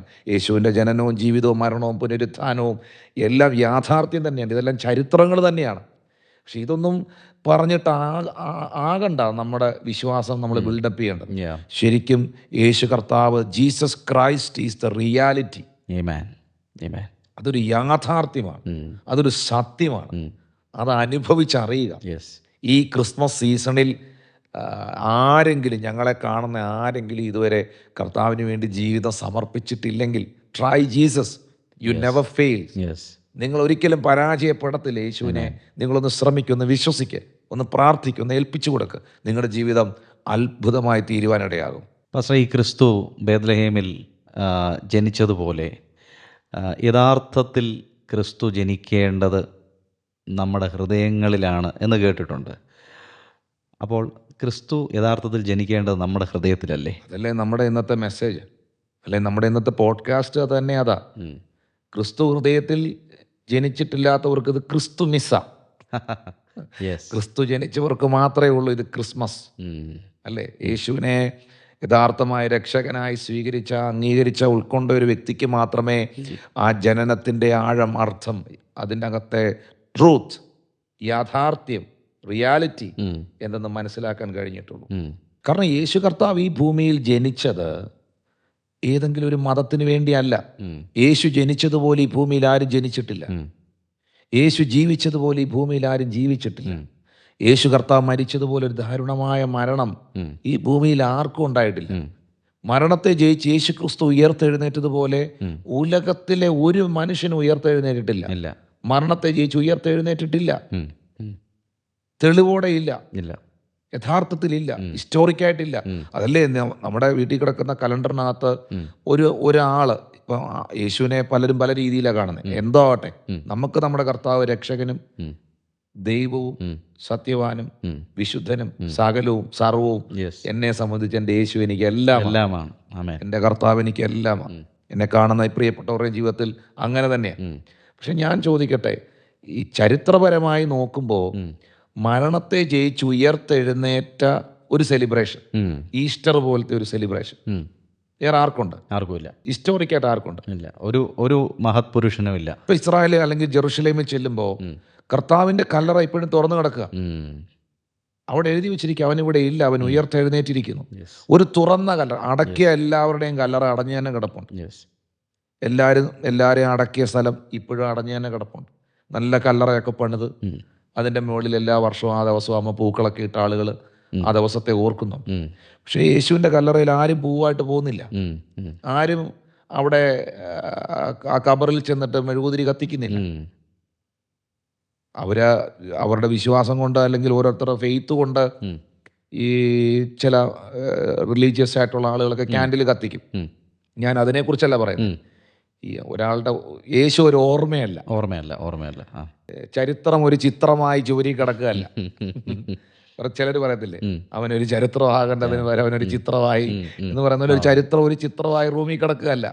അവൻ ഉയർത്തെഴുന്നേറ്റ് ഇന്നും ജീവിക്കുന്നു, ഇന്നും പ്രവർത്തിക്കുന്നു. സാറേ, സാധാരണ നിലയിൽ ഞാനൊരു ചോദ്യം റിജോയ് സാറിന് ചോദിച്ചു. സാർ ഒരു ബൈബിൾ സ്കോളറാണ്, ഒരു അധ്യാപകനാണ്. ഞാനൊരു കാര്യം ചോദിക്കട്ടെ, ഈ ഭൂമിയിൽ ജീവിച്ചിരുന്ന ആൾ ദൈവങ്ങളും അല്ലെങ്കിൽ ഇവർ പറയുന്ന മഹാന്മാരുമൊക്കെ അവർ ജീവിച്ചിരുന്ന കാലഘട്ടത്തിൽ അവരുടെ പ്രസ്ഥാനങ്ങൾ വളർന്നു. യെസ്. അവർക്ക് ആരാധകരും ഫോളോവേഴ്സും ഒക്കെ ഉണ്ടായി. ഭയങ്കര ഒഴുക്ക. അവർ ജീവിച്ചിരുന്ന സമയത്ത് അവരെ കാണാനും അവരുടെ അടുക്കൽ പോകാനും അവരുടെ ബ്ലെസ്സിങ് മേടിക്കാനും ഒക്കെ ഭയങ്കര ഒഴുക്ക. പക്ഷെ അവർ മരിച്ചു കഴിഞ്ഞതോടെ ആ ആൾ ദൈവം അല്ലെങ്കിൽ ആ വ്യക്തി മരണപ്പെട്ട് കഴിഞ്ഞതോടെ ശരിക്കും പറഞ്ഞാൽ ആ ഒഴുക്ക് കുറഞ്ഞു. ആ ഒഴുക്ക് നന്നായിട്ട് കുറഞ്ഞു, അല്ലേ? പക്ഷെ നമ്മുടെ കർത്താവായ യേശു ക്രിസ്തു മരിച്ചു കഴിഞ്ഞതിന് ശേഷമാണ് ക്രിസ്ത്യാനിറ്റി എന്നത് തന്നെ ഉണ്ടായത്. അതെ അതെ അതെ. ക്രിസ്ത്യാനിത്വം തന്നെ എഴുന്നേക്കുന്നത് അവന്റെ ക്രൂശ് മരണത്തിലൂടെയാണ്. മനസ്സിലാവുന്നുണ്ട്? അതെ. അതിനുശേഷമാണ് സകലത് എഴുന്നേറ്റ് വരുന്നത്. അതെ. ഉയർത്തെഴുന്നേറ്റതോടുകൂടെയാണ് ക്രിസ്ത്യാനിറ്റി എന്ന് പറയുന്നതിന് ഫൗണ്ടേഷൻ തന്നെ വീഴുന്നത്. അതെ അതെ അതെ. അല്ല, ഇതൊരു മിഥ്യയായിരുന്നെങ്കിൽ, ഇതൊരു കെട്ടുകഥയായിരുന്നെങ്കിൽ ഇതിനുവേണ്ടി ജീവൻ കൊടുക്കാൻ ആരും തുനിയത്തില്ല. അല്ലേ? അന്നത്തെ കാലത്തെ ഈ ബൈബിൾ വായിക്കുമ്പോൾ, പുതിയ നിയമം വായിക്കുമ്പോൾ നമുക്കറിയാം, ശിഷ്യന്മാരെല്ലാവരും സാധാരണ മുക്കുവന്മാരായിട്ടുള്ളവരും അങ്ങനെയുള്ള ബാക്ക്ഗ്രൗണ്ടുകളിൽ നിന്ന് വന്ന ആളുകളാണ്. പക്ഷേ ഈ യേശു ഒരു യാഥാർത്ഥ്യമായതുകൊണ്ടും യേശുവിൻ്റെ മരണം വളരെ അനിതര സാധാരണമായ, വളരെ യുണീക്കായിട്ടുള്ള ഒരു മരണമായതുകൊണ്ടും അവർക്ക് പകരം മരിച്ചതാണ് യേശു എന്നവർ മനസ്സിലാക്കിയതുകൊണ്ടും ആ യേശു ഉയർത്തെഴുന്നേറ്റതുകൊണ്ടാണ് ഈ ശിഷ്യന്മാരെല്ലാവരും, യോഹന്നാൻ ഒഴിച്ചുള്ള എല്ലാ ശിഷ്യന്മാരും രക്തസാക്ഷികളാകുമായിരുന്നു. പിന്നെ പത്രോസിനോട് റോമൻ ഗവൺമെൻറ് ചോദിച്ചില്ലേ, നിനക്ക് ഏത് വിധം മരിക്കണം? ഉടനെ പത്രോസ് പറഞ്ഞു, എന്നെ തലകീഴായി ക്രൂശിക്കണം. പത്രോസ് പറഞ്ഞു, എന്നെ കൊല്ലുകയാണെങ്കിൽ നിങ്ങൾ എന്നെ തലകീഴായി ക്രൂശിക്കണം. ഞാൻ തള്ളിപ്പറഞ്ഞ എൻ്റെ പ്രാണപ്രിയൻ്റെ പാദം ചുംബിച്ചെനിക്ക് മരിക്കണം. യേശു മരിച്ചതുപോലെ മരിക്കാനുള്ള യോഗ്യത എനിക്കില്ല. അതെ. ആ പാദം ചുംബിച്ചെനിക്ക് മരിക്കണം. അവരെല്ലാം രക്തസാക്ഷികളായില്ലേ? എത്രയോ ആയിരക്കണക്കിന് ആളുകൾ ഇന്നും നമ്മുടെ രാജ്യത്തും പല സ്ഥലങ്ങളിലുമൊക്കെ കർത്താവിന് വേണ്ടി നിന്ദകൾ അനുഭവിക്കുന്ന, അടികൾ കൊള്ളുന്ന, എന്തെല്ലാം വായി വരുന്നതൊക്കെയാ പറയുന്നത്, എന്തെല്ലാം തിന്മകളാ പ്രചരിപ്പിക്കുന്നത്. എന്നിട്ടും ഇവരാരെങ്കിലും പുറകോട്ട് പോകുന്നുണ്ടോ? ഇവരാരെങ്കിലും സുവിശേഷം പ്രസംഗിക്കുന്നത് അവസാനിപ്പിക്കുകയോ അല്ലെങ്കിൽ അവരെ ചീത്ത പറഞ്ഞതുകൊണ്ടോ, സോഷ്യൽ മീഡിയയിലൂടെ അവർക്കെതിരെ അപവാദം പറഞ്ഞതുകൊണ്ടോ, ആക്ഷേപങ്ങൾ ഉന്നയിച്ചത് കൊണ്ടോ അവരുടെ കർത്താവിൻ്റെ സ്നേഹത്തിൽ നിന്ന് അവർ പുറകോട്ട് പോയിട്ടുണ്ടോ? ഒരിക്കലും പോകത്തില്ല. കാരണം വ്യക്തിപരമായി ഞാനും റിജോയ് സാറും എന്നെ കാണുന്ന ദൈവദാസന്മാരുമൊക്കെ ശരിക്കും യേശു കർത്താവെന്ന് പറയുന്നത് അവർക്കൊരു യാഥാർത്ഥ്യമാണ്. എന്നെ സംബന്ധിച്ച് യേശു ഒരു കഥയല്ല. യേശുവിൻ്റെ ജനനവും ജീവിതവും മരണവും ഒന്നും എന്നെ സംബന്ധിച്ചൊരു കഥയല്ല. ഒരിക്കലും എനിക്കതൊരു കഥയായിരുന്നു. കളർ പെൻസിലൊക്കെ വെച്ച്, ക്രയോൺസ് ഒക്കെ വെച്ച് പുസ്തകത്തിനകത്തൊക്കെ ഇങ്ങനെ പെയിന്റ് അടിച്ച് VBSനൊക്കെ പോയിരുന്ന ഒരു സമയമുണ്ട്. പക്ഷെ ഇന്ന് യേശു എന്ന് പറയുന്നത് എനിക്കൊരു യാഥാർത്ഥ്യമാണ്, ഒരു സത്യമാണ്, ഒരു റിയാലിറ്റിയാണ്. ഇപ്പൊ ക്രിസ്മസിന്റെ ഈ ഒരു പ്രത്യേക ടൈമിൽ മരണത്തെ ജയിച്ച് ഉയർത്തെഴുന്നേറ്റ് യേശുവിനെ നിങ്ങൾ അറിയുക, അനുഭവിക്കുക, ആരാധിക്കുക, അനുഗമിക്കുക. ഇനി ഒരു കാര്യം കൂടെ പറയട്ടെ, ഇപ്പോഴും പുൽക്കൂട്ടിനകത്ത് കിടക്കുന്ന ഒരു ഉണ്ണി യേശു മശിഹയല്ല കർത്താവ്. ഇപ്പോഴും ആളുകളുടെ ചിന്ത, ഇപ്പൊ ക്രിസ്മസ് ആകുമ്പോൾ യേശു അങ്ങ് ചെറുതാകുമെന്ന്. ക്രിസ്മസ് ആകുമ്പം കർത്താവ് അങ്ങ് ഒരു കുഞ്ഞായി മാറുമെന്നുള്ളതാണ് പലരും ഇപ്പോഴുള്ള ചിന്ത. നോ, കർത്താവ് ഇപ്പോൾ ആ ഒരു പുൽക്കൂട്ടിൽ കിടക്കുന്ന ഒരു പാവക്കുട്ടിയോ ഒരു കുഞ്ഞോ അല്ല. എന്നാൽ ഒരിക്കൽ ആ കുഞ്ഞി ഭൂമിയിൽ ജനിച്ചു. നമുക്കൊരു ശിശു ജനിച്ചിരിക്കുന്നു. നമുക്കൊരു മകൻ നൽകപ്പെട്ടിരിക്കുന്നു. അവൻ അത്ഭുത മന്ത്രി, അവൻ വീരനായ ദൈവം, അവൻ നിത്യപിതാവ്, അവൻ സമാധാനത്തിന്റെ പ്രഭു. സാറേ, ക്രിസ്മസിന്റെ ഈ ടൈമിലൊക്കെ പല വീടുകളിലും സമാധാനമില്ല. ഏറ്റവും കൂടുതൽ മദ്യം ഒഴുകുന്ന ഒരു സമയമാണ്. പല ക്രിസ്മസിന്റെ ടൈമുകളിലും വലിയ വഴക്ക് നടക്കുന്ന വീടുകളുണ്ട്. കള്ളു കുടിച്ചിട്ട് വന്നിട്ട് ഭർത്താവ് ഭാര്യ എടുത്തിട്ട് അടിക്കുക, മക്കളെ അടിക്കുക. എന്നാൽ ഞങ്ങളെല്ലാവരും ഇന്ന് ഈ പ്രോഗ്രാം ഞാൻ ഈ സ്റ്റുഡിയോയിൽ സംസാരിക്കുമ്പോൾ ഞങ്ങൾ ആ ഭവനത്തെ നോക്കി യേശുവിൻ്റെ നാമത്തിൽ പ്രാർത്ഥിക്കുക. ജനിച്ച ഈ ഭൂമിയിൽ വേഷത്തിൽ മനുഷ്യനായി കടന്നു വന്ന ദൈവപുത്രനായ ക്രിസ്തുവിനെ കുറിച്ചുള്ള പ്രവചനം, അവൻ സമാധാനത്തിൻ്റെ പ്രഭു ആയിരുന്നു എന്നാണ്. ആ സമാധാനത്തിൻ്റെ പ്രഭു നിങ്ങളുടെ ഭവനത്തിൽ ജനിക്കട്ടെ. നിങ്ങളുടെ ഭർത്താവിൻ്റെ ഹൃദയത്തിൽ ജനിക്കട്ടെ. നിങ്ങളുടെ ഭാര്യയുടെ, നിങ്ങളുടെ കുഞ്ഞുങ്ങളുടെ, നിങ്ങളുടെ മക്കളുടെ, നിങ്ങളുടെ കൊച്ചുമക്കളുടെ ഹൃദയത്തിൽ, അവരുടെ ആത്മാവിൽ യേശു ജനിക്കട്ടെ. അവരുടെ ഉള്ളിൽ യേശു ജനിക്കട്ടെ. യേശു കർത്താവ് അവർക്കും ഒരു യാഥാർത്ഥ്യമായി തീരട്ടെ. തൻ്റെ ഏകജാതനായ പുത്രനിൽ വിശ്വസിക്കുന്ന ഏവനും നശിച്ചു പോകാതെ യെസ് നിത്യജീവൻ പ്രാപിക്കേണ്ടതിന് അവനെ നൽകുവാൻ തക്കവണ്ണം പിതാവായ ദൈവം ഈ ലോകത്തെ സ്നേഹിച്ചു. അപ്പോൾ ക്രിസ്മസിന്റെ ടൈമിൽ നമ്മൾ എന്താ ഓർക്കേണ്ടത്? Yes. എറ്റേണിറ്റി. ആമേൻ. ഈ ക്രിസ്മസ് ടൈമിൽ നമ്മൾ ഓർക്കേണ്ടത് നമ്മുടെ നിത്യജീവൻ, ആമേൻ.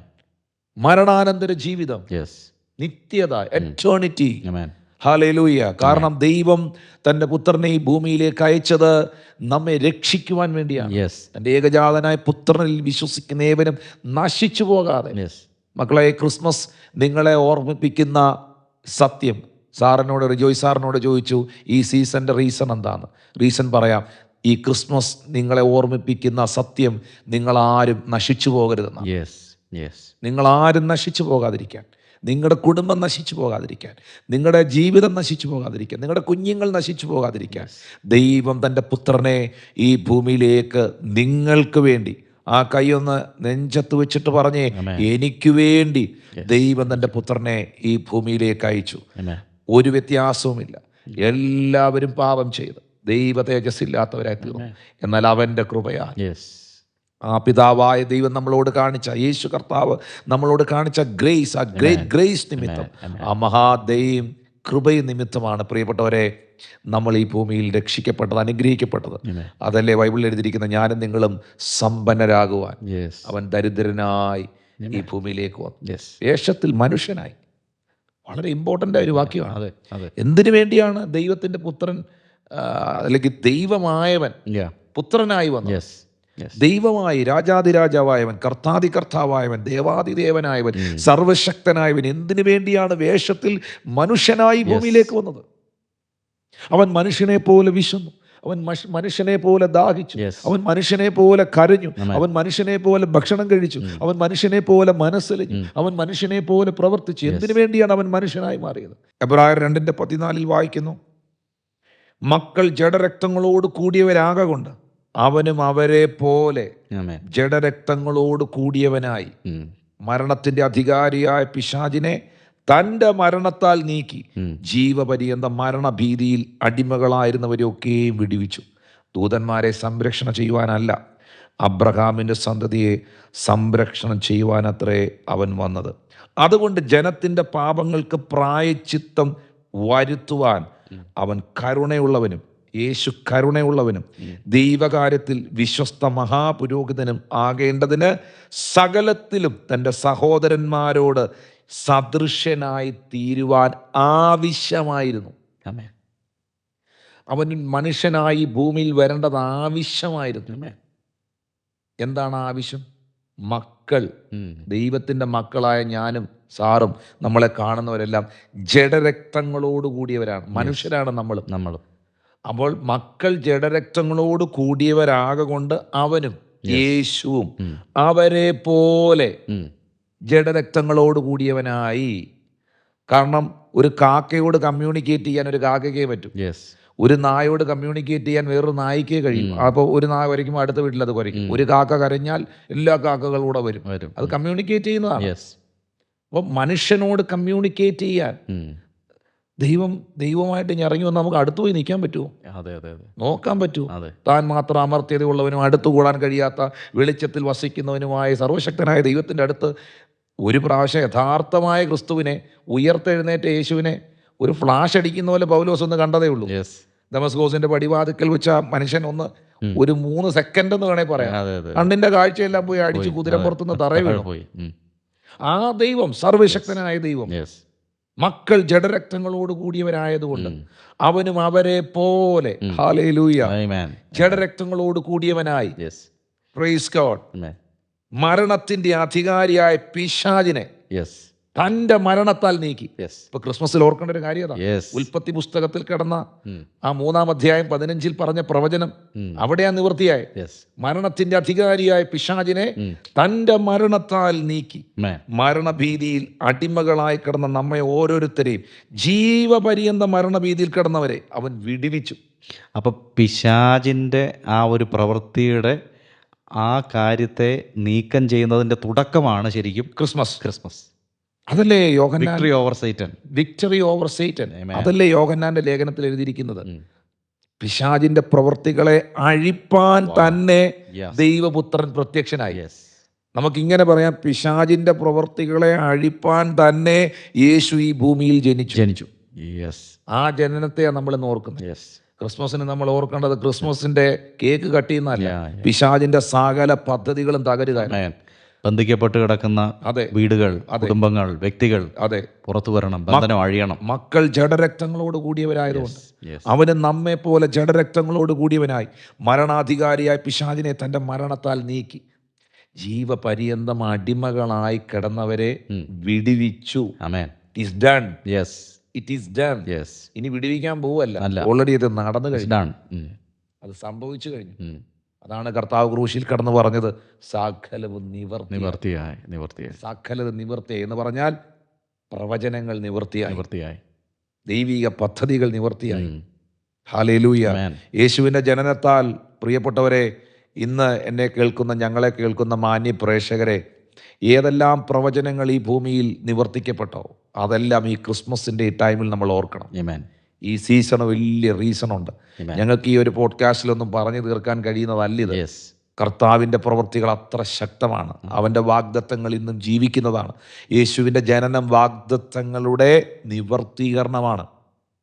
ആ വാഗ്ദത്തങ്ങളെ നിവർത്തിച്ച ദൈവം ഓർത്തു നോക്കിയേ, ഹെരോദ രാജാവ് യേശു കർത്താവിനെ കൊല്ലാൻ പദ്ധതി ഒരുക്കുമ്പോൾ, അരമനയിൽ പദ്ധതി ഒരുക്കുമ്പോൾ, സ്വപ്നത്തിൽ ജോസഫിൻ്റെ അടുക്കൽ ദൂതൻ വന്നിട്ട് പറഞ്ഞു, പെട്ടെന്ന് ശിശുവിനെ അമ്മയും കൂട്ടി മിസ്രൈമിലേക്ക്, ഈജിപ്തിലേക്ക് പോകാൻ.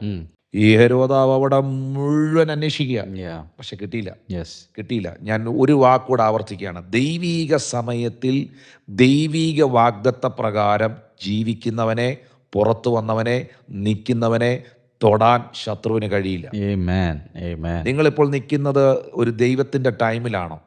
നിങ്ങളിപ്പോൾ നിൽക്കുന്നത് ഒരു പ്രോമിസ്, നിങ്ങളുടെ മേലുള്ള ആ ഒരു വാഗ്ദത്തത്തിൻ്റെ സമയത്താണോ?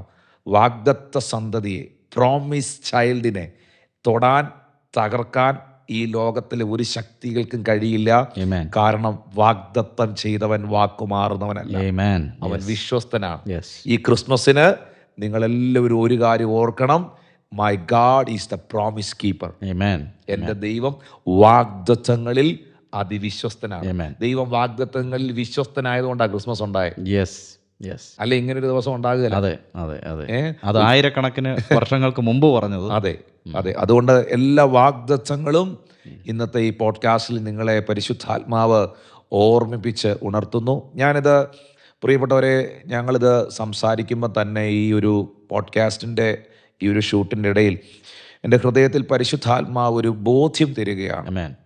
ഒരു ദൈവിക ആലോചന തരികയാണ്. Yes, man of God. ഈ ദിവസങ്ങളിൽ നിങ്ങളുടെ ഭവനത്തിനകത്ത് പലരുടെ ഉള്ളിൽ ക്രിസ്തു ജനിക്കാൻ പോകുക. Yes, yes. നിങ്ങളുടെ ഭർത്താവിൽ, നിങ്ങളുടെ ഭാര്യയിൽ, നിങ്ങളുടെ കുഞ്ഞുങ്ങളിൽ, നിങ്ങളുടെ സഹോദരിയിൽ, നിങ്ങളുടെ സഹോദരനിൽ, നിങ്ങളുടെ കൂട്ടുകാരനിൽ, നിങ്ങളുടെ കൂട്ടുകാരിൽ, നിങ്ങളുടെ അയൽവക്കക്കാരിൽ, നിങ്ങൾ ആർക്കൊക്കെ വേണ്ടി പ്രാർത്ഥിക്കുന്നു അവരിലൊക്കെ തന്നെ അവരുടെ ആത്മമനുഷ്യനിൽ, അവരുടെ ആത്മാവിൽ, അവരുടെ ഹൃദയത്തിൽ ക്രിസ്തു ജനിക്കാൻ പോവുക. ആമേൻ, ആമേൻ. അത് നിങ്ങളൊന്ന് നന്ദി പറയണം, കർത്താവിനൊന്ന് സ്തോത്രം ചെയ്യണം. ഞാൻ വീണ്ടും ആവർത്തിക്കുന്നു, ക്രിസ്തുമസ് വാഗ്ദത്തങ്ങളുടെ നിവർത്തീകരണ ദിവസമാണ്. ആമേൻ, ആമേൻ. ദൈവം നമ്മളെ ഒന്നും കൂടെ ഓർമ്മപ്പെടുത്തുകയാണ്, എത്ര കാലം കഴിഞ്ഞാലും ഞാൻ എൻ്റെ വാഗ്ദത്തത്തെ നിവർത്തിക്കുന്ന ദൈവമാണ്. Yes, Lord. ദൈവം തൻ്റെ പുത്രനെ ഈ ഭൂമിയിലേക്ക് അയച്ചത് കേവലം ഒരു സെലിബ്രേഷന് വേണ്ടിയിട്ടല്ല, കേവലം ഇങ്ങനൊരു ദിവസത്തെ നമുക്ക് കുറച്ച് ഫുഡ് കഴിക്കാനും കുറച്ച് ആഘോഷിക്കാനും വേണ്ടിയിട്ടല്ല പ്രിയപ്പെട്ടവരെ.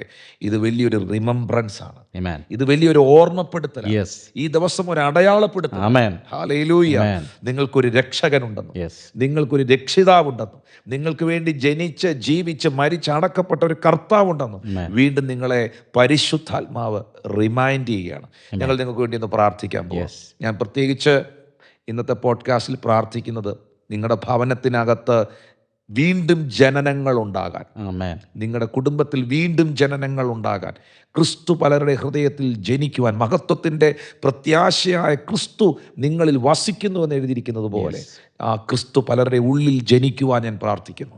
പിതാവേ, യേശുവിൻ്റെ നാമത്തിൽ ആരൊക്കെ ഈ പോഡ്കാസ്റ്റിൽ ഇപ്പോൾ ഞങ്ങളെ കേട്ടുകൊണ്ടിരിക്കുന്നു, ഞങ്ങളെ കണ്ടുകൊണ്ടിരിക്കുന്നു.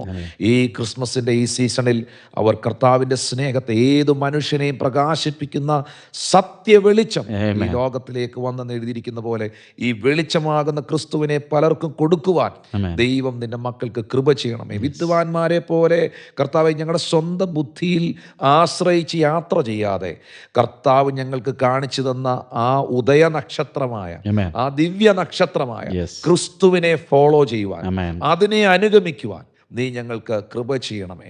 നിന്റെ ആത്മാവ് നിന്റെ മക്കളെ അതിനായി സഹായിക്കണമേ എന്ന് പ്രാർത്ഥിക്കുന്നു. പ്രത്യേകിച്ച് പല വീടുകളിലും പല വ്യക്തികളിലും പ്രയാസങ്ങളും ദുഃഖങ്ങളും നിൽക്കുമ്പോൾ അത്ഭുത മന്ത്രി എന്ന വാക്ക് വീടുകളിൽ നടക്കട്ടെ. അത്ഭുത സൗഖ്യങ്ങൾ ഉണ്ടാകട്ടെ, അത്ഭുത വിടുതലുകൾ ഉണ്ടാകട്ടെ, അത്ഭുതകരമായ വഴികൾ തുറക്കട്ടെ. ഹല്ലേലൂയ. ഈ ലോകത്തിലെ ഒരു മന്ത്രിക്ക് ഏതെങ്കിലും ഒരു ഡിപ്പാർട്ട്മെന്റിലാണ് അതോറിറ്റി എങ്കിൽ സകല ഡിപ്പാർട്ട്മെന്റുകളുടെ മേളിലും സകല രാജ്യങ്ങളുടെ മേളിലും സകല വ്യക്തികളുടെ മേളിലും സകല സാഗരങ്ങളുടെ മേളിലും ആകാശത്തിന്മേലും ഭൂമിമേലും സകല ഗാലക്സിയുടെ മേലും സർവ്വചരാചരങ്ങളുടെ മേലും സ്വർഗത്തിനും ഭൂമിക്കും സകല അധികാരവും നൽകപ്പെട്ട അത്ഭുത മന്ത്രിയായ യേശുവിന്റെ കരത്താൽ അത്ഭുതങ്ങൾ സംഭവിക്കട്ടെ. വീരനായ ദൈവം വീര്യപ്രവർത്തികൾ ചെയ്യട്ടെ. നിത്യപിതാവ് ആ അപ്പന്റെ സ്നേഹം അവർക്ക് പകർന്നു കൊടുത്ത് അവരെ ചേർത്ത് പിടിക്കട്ടെ. സമാധാനത്തിന്റെ പ്രഭുവായ യേശു കർത്താവിന്റെ ആ ദിവ്യ സമാധാനം അവരുടെ അകത്ത് വ്യാപരിക്കട്ടെ. കുടുംബത്തിൽ ആ സമാധാനം ഉണ്ടാകട്ടെ. ജീവിതത്തിൽ, ശുശ്രൂഷയിൽ, എല്ലാ മേഖലയിലും ആ പീസ്, ആ സമാധാനം ഉണ്ടാകട്ടെ. അത് യേശുവിൻ നാമത്തിൽ തന്നെ. ദൈവമായ കർത്താവ് നിങ്ങളെ സമൃദ്ധിയായിട്ട് അനുഗ്രഹിക്കട്ടെ. റിജോയ് സാറേ, എനിക്ക് ഈ പോഡ്കാസ്റ്റ് നിർത്താൻ തോന്നുന്നില്ല. ഇതൊരു ക്രിസ്മസിൻ്റെ ഒരു എപ്പിസോഡിൻ്റെ ഒരു ഷൂട്ടാണെങ്കിൽ പോലും ഈ സുവിശേഷം പറയാൻ തുടങ്ങിക്കഴിഞ്ഞാൽ, കർത്താവ് ആരാന്ന് പറയാൻ തുടങ്ങിക്കഴിഞ്ഞാൽ നമ്മളെല്ലാം അങ്ങ് ആള് മാറും, ഇമോഷണൽ ആകുക. ആ പ്രസൻസ് ഭയങ്കരമായിട്ട് ഫീൽ ചെയ്യുന്നുണ്ട്. എൻ്റെ കൂട്ടത്തിലുള്ളൊരു സഹോദരൻ പണ്ട് പറഞ്ഞതുപോലെ, യേശു എന്ന് കേട്ടാൽ എനിക്ക് ആവേശമാണ്. യേശുവാണ് എൻ്റെ ആവേശം. നമ്മുടെ അകത്തൊരു വലിയ ആവേശവും ഈ ഒരു സന്തോഷം ഉണ്ടാകുക. ആ സർവ്വലോകത്തിനും ഉണ്ടാകുന്ന മഹാസന്തോഷം ഒരു പ്രത്യേക ഗ്രൂപ്പിനല്ല, ഒരു പ്രത്യേക വ്യക്തിക്കല്ല, സർവ്വലോകത്തിനും ഉണ്ടാകുന്ന മഹാസന്തോഷം. കർത്താവ് നിങ്ങളുടെ ജീവിതത്തിൽ, യേശു ക്രിസ്തു ഈ ക്രിസ്മസിൻ്റെ ഈ ടൈമിൽ നിങ്ങളുടെ ജീവിതത്തിൽ ആ മഹാസന്തോഷം നൽകട്ടെ, ആ സമാധാനം നൽകട്ടെ. പ്രത്യേകിച്ച് 31-ാം തീയതി വൈകിട്ട് നമ്മുടെ ന്യൂ ഇയറിൻ്റെ സർവീസാണ്. നിങ്ങളെല്ലാവരും വരണം. മീറ്റിംഗ് മിസ് ചെയ്യരുത്. പുതിയ വർഷത്തിൽ പ്രാർത്ഥനയോടെ നമുക്ക് പ്രവേശിക്കണം. കർത്താവിൻ്റെ കരം പിടിച്ച് പുതിയ വാഗ്ദത്തങ്ങൾ സ്വീകരിച്ച് ഒരു വർഷത്തേക്കുള്ള ദൈവിക ആലോചനകളെ സ്വീകരിച്ച് നമുക്ക് പ്രാർത്ഥനയോടെ കയറണം. നമ്മുടെ എൽഷദായുടെ എല്ലാ ചർച്ചസിലും, എല്ലാ സെൻറ്ററുകളിലും, കേരളത്തിന് പുറത്തും ഇന്ത്യക്ക് വെളിയിലുള്ള എല്ലാ ചർച്ചുകളിലും ന്യൂ ഇയർ സർവീസ് നടക്കുന്നുണ്ട്. എന്നാൽ ഞാൻ ശുശ്രൂഷിക്കുന്നത് കൊട്ടാരക്കര ചർച്ചിലായിരിക്കുമെന്ന്. നിങ്ങൾക്ക് കഴിയുന്നവർക്കൊക്കെ കടന്നു വരാം. നിങ്ങൾക്ക് അനുഗ്രഹമാകട്ടെ. റിജോയ് സാറേ, താങ്ക് യു.